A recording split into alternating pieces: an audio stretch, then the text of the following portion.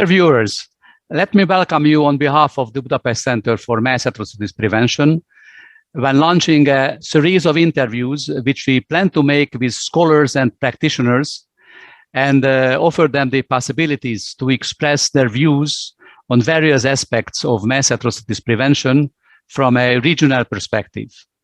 The interviewees will be representatives of various regions and present the specificities of the concerned region in the context of the 4 R2P crimes.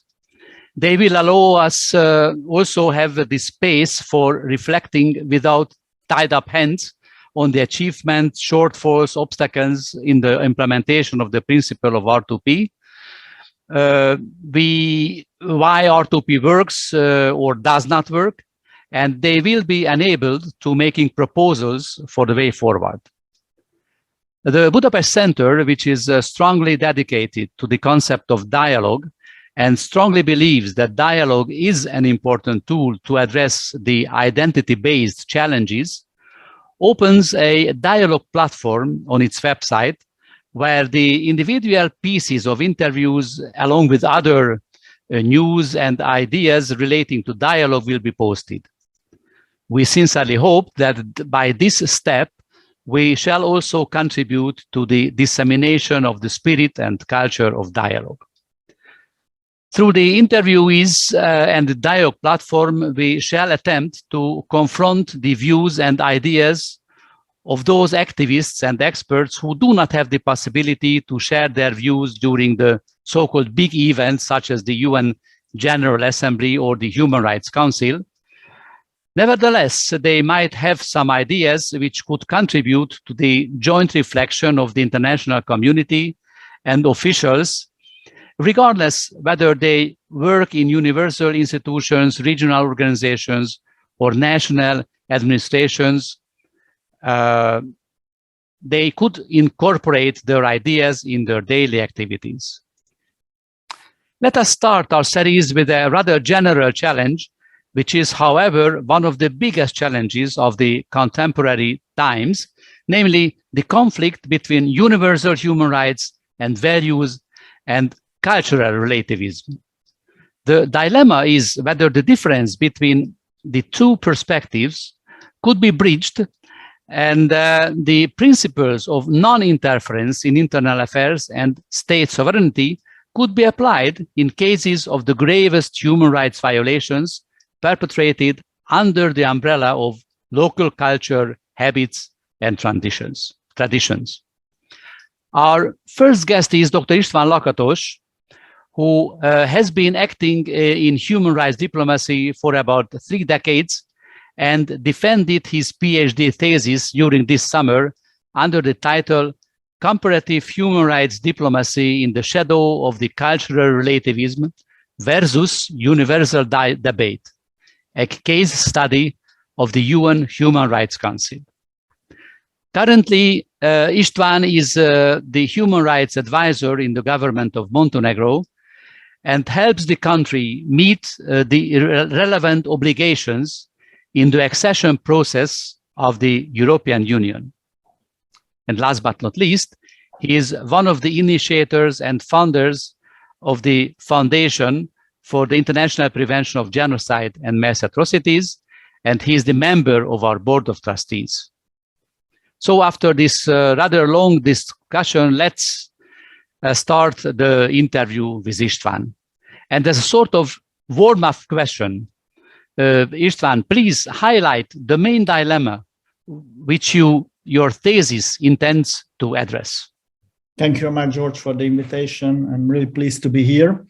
And the PhD thesis I prepared in the last 3.5 years, and which hopefully will be out in the market by spring as book by Palgrave Publisher, intended to provide a comprehensive picture of the human rights diplomacy of the 5 most important groups of states in this field, namely the European Union, the Asian states, the Muslim states, and the Latin American and Caribbean states, plus the Sub-Saharan African states. I paid special attention to the relevant historical, religious, cultural, and political background which shaped the human rights diplomacy. of the given groups. My work is based on the assumption that the religious and cultural norms of all important civilizations, cultures, can be reconciled within certain limits with the international human rights standards. And I tried to explore the myth that the UN Human Rights Council has become a platform for a clash of civilizations. The analysis I made of the block behavior proves that the dividing lines are not between civilizations, but within each group, between governments which aim to establish a strong global human rights regime on one side, and those who seek to undermine it on the other side. Thank you very much. Please try to describe shortly the positions of representatives of universalism and those of cultural relativism. Thank you very much, George, for this question. The proponents of universality are of the view that the human rights guaranteed in international treaties and conventions should be applied in all countries, and that they must prevail even when they are in conflict with the established cultural or religious practices. This notion is based upon the equality, the indivisibility, and the universality of all human rights. As was correctly pointed out by Michael Freeman, the emeritus professor of Exeter University, that universality cannot be confused with conformity, as universality promotes diversity, as it protects cultural freedom. Universalists firmly believe that human rights and fundamental freedoms are inherent in the nature and dignity of each human being, and that there should be a set of basic ethical standards and principles acceptable to all cultures, religions, and political systems. In their view, humanity is the only source of rights. Therefore, cultures are irrelevant concerning the validity of moral rights and rules. The proponents of radical universalism, which implies a certain method of cultural imperialism, completely deny national or absolute national or subnational ethical autonomy and self-determination, and give an absolute priority to the cosmopolitan moral community over all moral communities. Radical cultural relativism, on the other side, misuses this concept in order to veil human rights violations. Representatives of cultural relativism often refer to communal or collective traditions to justify human rights violations, or to subordinate everyone to the interest of the ruling party. In the view of cultural relativists, there are no absolute values or principles upon which every culture or society can be judged, apart from those of the given culture. And so no moral judgment is universally valid according to their views. Consequently, if a human right is not indigenous to a particular culture, its validity and applicability is questionable. Cultural relativism is often criticized as it's rejecting the comparative methods of research and therefore rendering the search for cross-cultural universals meaningless. Thank you very much. Thank you very much, István. That was very interesting to hear this general overview. Could you tell me, please, what role has globalization played in this dilemma or conflict of perceptions? Thank you very much, George. This is a very interesting question, as the accelerating process of globalization makes the comparative exploration of the question of cultural relativism even more necessary. We need to clarify several misconceptions which are spreading in light of the increasingly intense intercultural or cross-civilizational interactions. Due to the increasing migration trends, people belonging to different cultures often live side by side, and in many instances, this coexistence results in the conflicts regarding the prevailing human rights norms. We have to separate those deviations from the standards or in the implementation of international human rights standards, which are related to cultural, historical, or religious differences, from those references to cultural traditions which are intended to justify human rights violations by political leaders. It is important to understand that the conflicts between universalism and cultural relativism can have positive effects as well. They are the opposite sides of the same coin. Human rights advocates, and they can reinforce each other.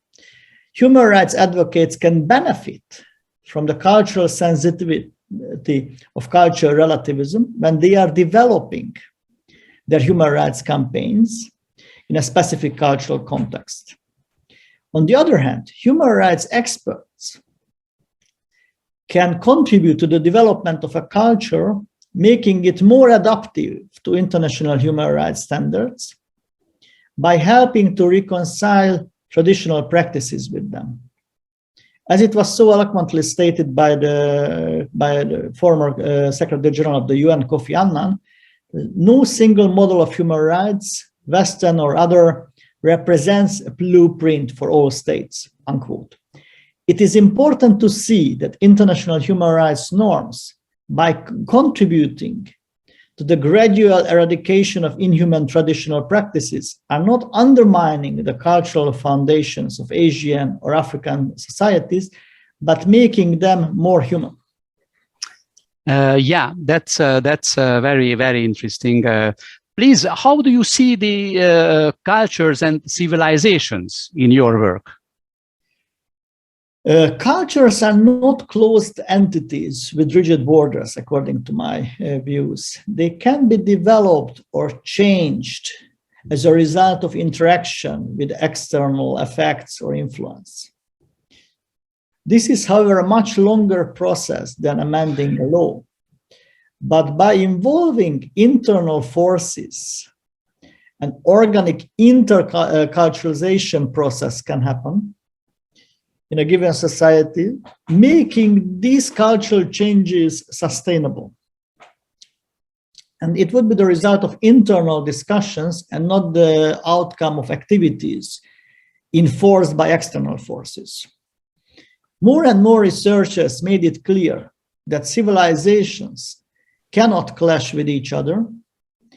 There can be confrontation only between people claiming to represent a certain civilization. Besides that, civilizations are not monolithic entities. There are serious dividing lines within them. There are impermanent contacts with each other, and we must underline that most of their clashes are due to different state interests and not to civilizational differences. An interesting survey about the variation in tolerance in 23 Muslim majority and Western countries also demonstrated that it was more the Islamic political regimes that have a negative effect on social tolerance and not the Islam itself. According to my conviction, the best way to overcome civilizational prejudices is education, aimed at fighting ignorance of other cultures. The unknown has frequently been considered a danger in the history of mankind. The international community should adopt, at the level of the individual citizens and not only in statements by politicians, human rights and democracy as universal values, which have roots and place in every culture, and recognize that there are no insurmountable cultural barriers. preventing the peaceful cooperation of different peoples in our contemporary world. Thank you very much. As I mentioned in the beginning of our interview, the Budapest Centre intends to invite also regional experts who will express their views on this dilemma and its implications from the aspect of preventing mass atrocities. And we think it would be important if you could briefly present the state of play in Europe, Latin America, Africa, and Asia. And definitely it would be also interesting to hear something about the compatibility between Islam and the international human rights regime, which is perceived by the vast majority of the observers as a main field of the conflict. So let's start with Europe. I think this is the continent which is best known by you. So what about the European Union? Thank you very much, George. Within the European Union, the world's most sophisticated economic and political integration, human rights cannot be considered anymore as an internal affair of any member state. There was even a strong political decision recently to link the rule of law performance of member states to access to structural funds. During the last decade, the question of human rights has been mainstreamed through all EU policies. And the EU has developed a significant toolbox to address human rights violations or problems within member states. Although, in light of the consensual decision-making process in this field, it cannot be as effective as its initiators intended it to be. Although the external human rights diplomacy of the EU only started to develop in the 90s, by the end of the Cold War, it had reached a remarkable sophistication by the end in a few decades. Naturally, the Lisbon Treaty, by making the Charter of Fundamental Rights legally binding and providing the ground for the establishment of the European External Action Service, brought a different quality to this development.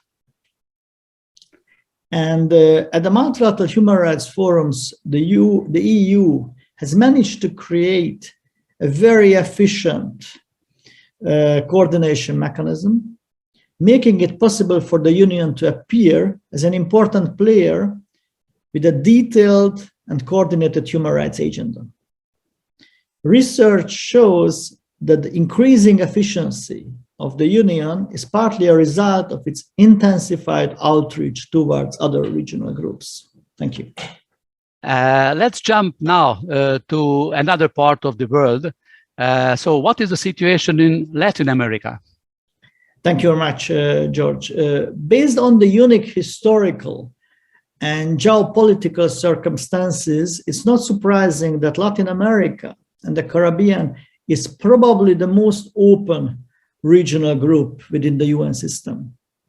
Therefore, the cooperation with GRULAG, as this group is called within the UN, is essential for the EU and other pro-human rights states who wish to have a majority within the UN in general or within the Human Rights Council in particular.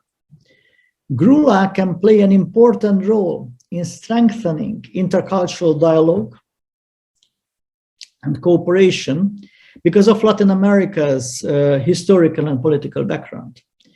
It is the only regional group with a strong regional human rights system, the one that has cultural and political relations to Europe, and at the same time belongs to the global South and shares all the problems the developing world has to face in the 21st century. The strong commitment of the region to modernity and the pro-human rights countries of Latin America can work as an engine of the efforts to establish close and efficient cooperation among states of the South and of the North, and to enhance the human rights situation worldwide by avoiding the trap of cultural relativism and civilizational fights. Thank you very much. Right now, at another continent, what are your findings in Africa? So far, I know you have paid special attention to the Sub-Sahara in your thesis. Exactly. The social and political concerns of sub-Saharan Africans are shaped mainly by the legacy of colonialism and the memory of the post-colonial era instability. Together, these concerns are also shaped by the severe socio-economic challenges the continent faces, including huge international debt, the highest number of refugees in the world, and widespread starvation. In this context, many Africans still consider human rights as a Western-inspired imperialist notion based on the doctrine focusing on the individual, while in Africa, the worth of the individual can be found in the context of the community. Therefore, many Africans still prioritize duties and obligations over rights. But despite certain resistance to human rights, the emerging African human rights system clearly indicates that the political will of most African countries to establish a sound foundation guaranteeing the fundamental freedoms and rights of the people of the continents. The development of the protection and promotion of human rights in the sub-Saharan African states makes the region perfectly suitable for accepting and implementing universal human rights standards in the long run. The reference to local cultural traditions mainly serves the political aim of some of the elite who tried to avoid international scrutiny of the serious human rights violations committed by them in order to keep power and influence. And after Africa, what is the specificity in Asia? In Asia, on the largest and most populous and probably the most diverse continent, there are no cultural, religious, or historical reasons why it couldn't be internationally recognized human rights norms, so why it couldn't accept internationally recognized human rights norms and standards. The fact that with the exception of Thailand, China, and Japan, all countries of the regions were colonies in a certain period of their history has resulted in a strong adherence to the principles of sovereignty and non-interference. This phenomenon, combined with nationalism and the decision by most Asian states to choose economic modernization without westernization, has shaped Asia's human rights diplomacy. Careful examination of the three dominant religions of the region show that the teaching of Confucianism, Buddhism, and Hinduism are also reconcilable with the notion of human rights. It is important to note that Asia has adopted without reservations the European concept of sovereignty without its human rights component.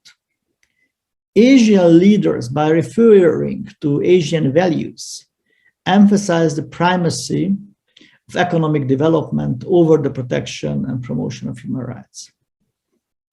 In light of these developments, the reserved position of most Asian states towards international judicial organs, such as the ICC or ICJ, is not surprising, based on the conservative understanding of the principles of non-interference and national sovereignty.